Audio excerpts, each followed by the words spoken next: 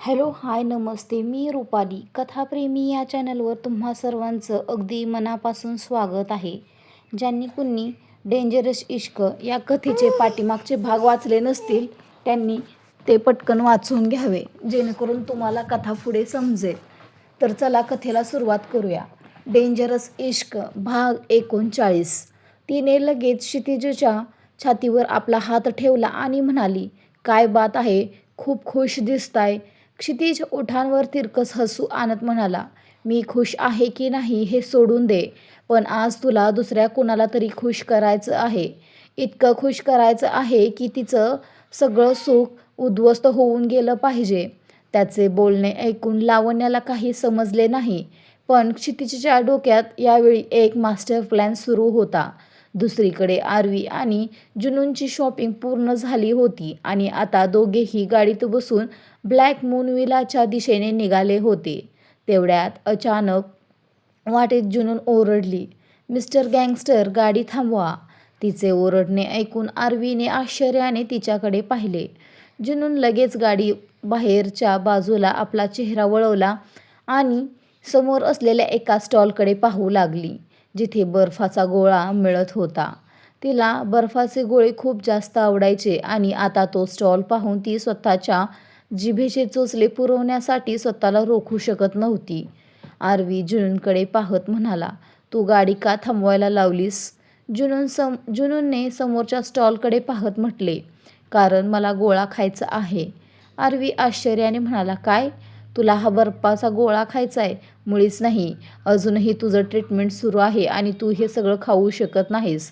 जुनूनने निरागसपणे त्याच्याकडे पाहिले आणि म्हणाली, तुम्ही खरंच मला हे खाऊ देणार नाही का? आरवीने लगेच आपले डोके नकारार्थी हलवले.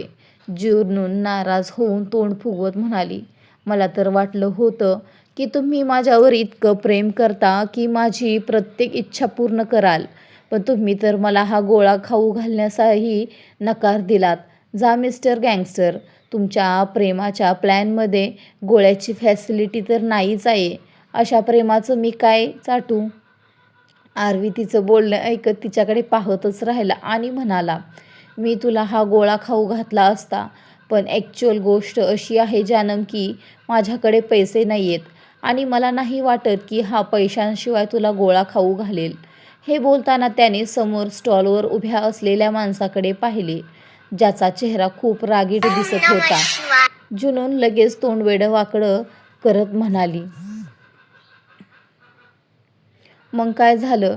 तुमच्याकडे पैसे नाही आहेत तर? तुम्ही गँगस्टर आहात, द ग्रेट गँगस्टर आरवी. जर तुम्हालाही गोळावाल्याला पैसे द्यावे लागले तर मग तुमच्या गँगस्टर असण्याचा कायच फायदा? मला नाही माहीत. तुम्हाला मला हा गोळा खाऊ घालावाच लागेल.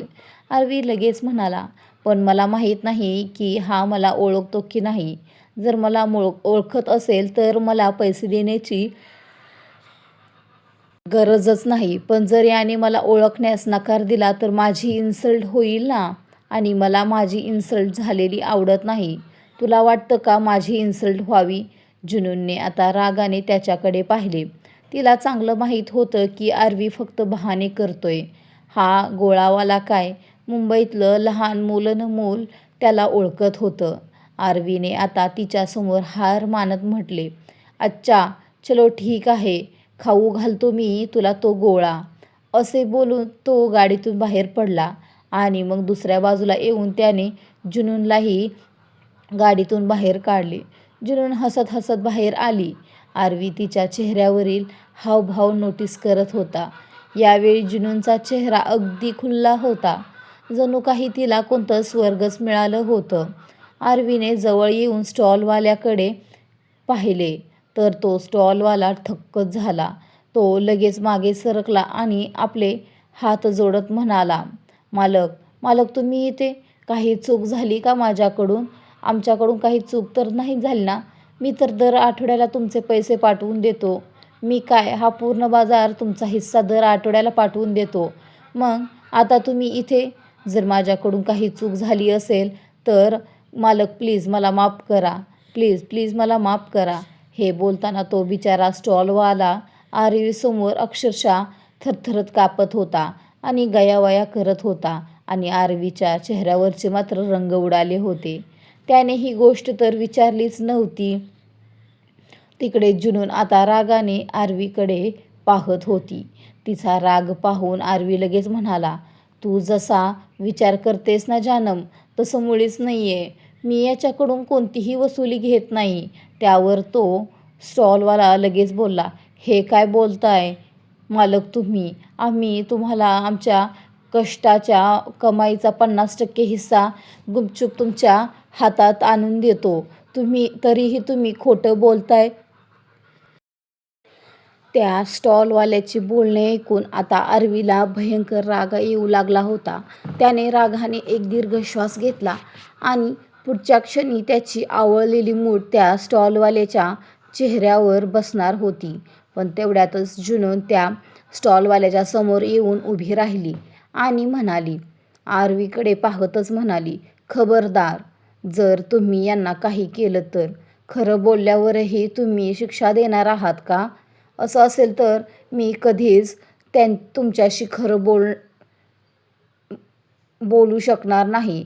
काय माहीत माझं कोणतं खरं बोलणं तुम्हाला त्रास देऊन जाईल आणि तुम्ही माझ्यावरही हात उचलून बसाल. आरवी मात्र रागाने म्हणाला, जानम, बकवास करू नकोस. तुलाही चांगलंच माहीत आहे की मी तुझ्यावर हात उचलू शकतो की नाही. आणि तुझी हिंमतच तरी कशी झाली स्वतःची तुलना इतर लोकांशी करण्याची? जुनून फिक्कट हसली आणि म्हणाली, माणूस तर माणूसच असतो ना मिस्टर गँगस्टर. मग ती मी असो वा हे असोत, फरक तर काहीच नाही आहे ना. बस एवढाच की माझ्यावर तुम्ही प्रेम करता आणि या लोकांना तुम्ही काहीच समजत नाही. पण माझ्यासाठी मात्र हे सगळं खूप महत्त्वाचे आहेत. हे बोलताना ती आरवीच्या अगदी जवळ आली. तितक्यात अचानक तिने आरवीच्या कमरेतून गन काढून घेतली. तसा आरवी आश्चर्याने म्हणाला, वेडी झालीस की काय? आता तू यासाठी मला मारणार? जुनून हसली आणि म्हणाली, मुळीच नाही. इतकीही मूर्ख नाही आहे मी. मी ही गन तुमच्या कमरेतून यासाठी काढली की माझी पुढची कृती पाहून तुम्ही मलाच गोळी मारून द्यायचे. तुमचं काही सांगता येत नाही बाबा ना. रागाच्या भरात तुम्ही काहीही करून बसता. बस म्हणूनच हो. तिचं बोलणं ऐकून आरवीने रागाने तिच्याकडे रोखून पाहिले. जुनूनने आता पुन्हा एकदा त्याच्याजवळ जाऊन त्याच्या खिशात आपला हात टाकला. तेव्हा तिला त्याच्या खिशात काही नोटा सापडल्या, ज्या साधारण 10 ते 12,000 रुपये असतील. जुनूनने आता त्या नोटा त्या गोळावाल्याच्या दिशेने वाढवल्या आणि म्हणाली, सध्या माझ्याकडे फक्त इतकेच पैसे आहेत. तुम्ही असं करा, मला एक गोळा बनवून द्या. आज संध्याकाळी तर नाही, पण उद्या सकाळी तुम्ही ब्लॅक मून विलामध्ये या आणि तुमच्यासोबत इथल्या सर्व व्यापाऱ्यांना, वेंडर्सना घेऊन या. मी तुम्हा सर्वांचे पैसे परत करेन. तिचे बोलणे ऐकत तो गोळावाला आश्चर्याने कधी जुनूनकडे पाहत होता तर कधी आरवीकडे. तिकडे आरवीनेही रागाने आपले जबडे आवळले होते. तो गोळावाला लगेच बोलला, मी हे पैसे. त्याचे बोलणे पूर्ण होण्याआधीच जुनूनने आपल्या पोटात ती गन अशी अडकवली आणि ती गोल गोल फिरवू लागली. तसे आरवी आणि तो गोळावाला दोघांचीही होश उडाली. जुनूनने लगेच मागे वळून आरवीकडे पाहिले आणि आपला एक डोळा मारत विंक करत म्हणाली, आत्ता तुमच्या संगतीचा इतका परिणाम तर होणारच ना मिस्टर गँगस्टर. जो माणूस प्रेमाने तुमचं ऐकेल तर ठीक, नाहीतर. हे बोलताना तिने पुन्हा एकदा ती गन गोल गोल फिरवायला सुरुवात केली होती आणि तिला असे पाहून आरवीचे मात्र होश उडाले होते. काही वेळानंतर जुनून आता आरामात तिथे उभा राहून गोळा खात होती. तिने काला खट्टा फ्लेवरचा गोळा बनवून घेतला होता त्यांच्याकडून, जो तिच्या ओठांवर लागायचा तेव्हा ती तोंड वेडं-वाकडं करायची. आरवी तिला ते खाण्यापासून रोखत होता, पण जुनून कुठे ऐकणार होती. तितक्यात अचानक तिचे डोळे मोठे झाले जेव्हा आरवीने दुसऱ्या बाजूने येऊन त्या बर्फाच्या गोळ्यावर आपले ओठ टेकवले. त्या दोघांचे ओठ एकमेकांच्या अगदी जवळ होते. बस तो बर्फाचा गोळा त्यांच्या ओठांच्या मध्ये अडकलेला होता. आरवीने त्या बर्फाच्या गोळ्यावर आपले ओठ ठेवून त्याचा रस आपल्या ओठांनी खेचला. तेव्हा हलकासा आवाज आला आणि जुनूनला असं वाटलं की जणू आरवी तो गोळा नाही तर तिच्या ओठांनाच खातोय. तिचा चेहरा गोळ्यापेक्षाही जास्त लाल झाला होता. पूर्ण बाजारामध्ये सर्वांसमोर आरवी तिच्यासोबत अत्यंत रोमॅन्टिक पद्धतीने गोळा खात होता आणि त्याने आपले हात जुनूनच्या कमरेजवळ ठेवले होते. जुनूनच्या अंगावर आता काटा आला होता. तिकडे आरवीच्या ओठांवर मात्र हसू कायम होते. तितक्यातच तो गोळा संपला आणि आता जुनून आणि आरवीच्या ओठांमध्ये कोणतेही अंतर राहिले नव्हते. मुंबई. आरवी आणि जुनून दोघेही मार्केटमध्ये होते आणि यावेळी गोळा खात होते. त्याच्यासोबतच गोळा खाताना जुनून लाजेने लाल झाली होती. इतका तर गोळ्याचा रंग लाल नव्हता जितका तिचा चेहरा लाल झाला होता. ज्या पद्धतीने आरवीने तिच्यासोबत गोळा खाल्ला होता, तिचे मन असे करत होते की कुठेतरी जमीन फाटावी आणि ती जमिनीच्या आत जाऊन लपावी. जेव्हा तो बर्फाचा गोळा संपला तेव्हा आरवीची नजर जुनूनच्या ओठांवर स्थिरावली होती. जुनूनला जशी त्याची नजर आपल्या ओठांवर जाणवली, ती लगेचच गाडीच्या दिशेने पुढे जात म्हणाली, मला वाटतं आपल्याला उशीर होतोय, आपण निघायला हवं. हे बोलताना ती आपली नजरही आरवीपासून चोरत होती आणि तिचे ते हावभाव पाहून आरवी गालात मिश्किल हसत होता. त्याने त्या स्टॉलवाल्याकडे पाहिले आणि म्हटले, जसं मॅडमने सांगितलंय तसंच कर. उद्या या भागातील सर्व लोकांना घेऊन ब्लॅक मून विलामध्ये ये. तुला तुझे पैसे मिळून जातील. आणि हो, आजच्या नंतर तुला कोणीही त्रास देणार नाही. तुला काय, या मुंबईच्या कोणत्याही व्यापाऱ्याला त्रास दिला जाणार नाही. हे बोलताना त्याच्या चेहऱ्यावर एक वेगळंच समाधान दिसत होतं. त्याने आता जुनूनकडे पाहिले, जी त्याला बदलत होती. जरी आरवीला कधीच बदलायचे नव्हते तरीसुद्धा तो जुनूनसाठी बदलत होता. त्याने तर विचारच केला होता की तो एक अत्यंत खतरनाक गँगस्टर बनेल, ज्याला पाहूनच लोक भीतीने थरथर कापतील.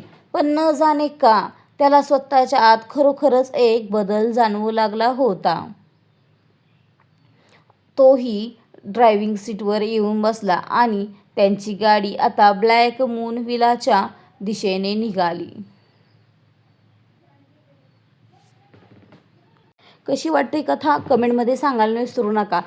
या कथेतला कोणता भाग तुम्हाला, या भागातला कोणता पार्ट तुम्हाला आवडला ते कमेंटमध्ये नक्की सांगा. नाहीतर नुसतं नेक्स्ट पार्ट पुढचा भाग असं करू नका. चांगला मला छान अशी कमेंट करा. आपण जे शॉर्ट व्हिडिओ बनवतोय ना आपले मिनी व्लॉग्स, त्याच्यात तुमचं मी नाव आणि सजेस्ट करणार आहे इथून पुढे. तर चला पटापट छान छान कमेंट्स करा. भेटू लवकरच एका नवीन भागासह. तोपर्यंत बाय.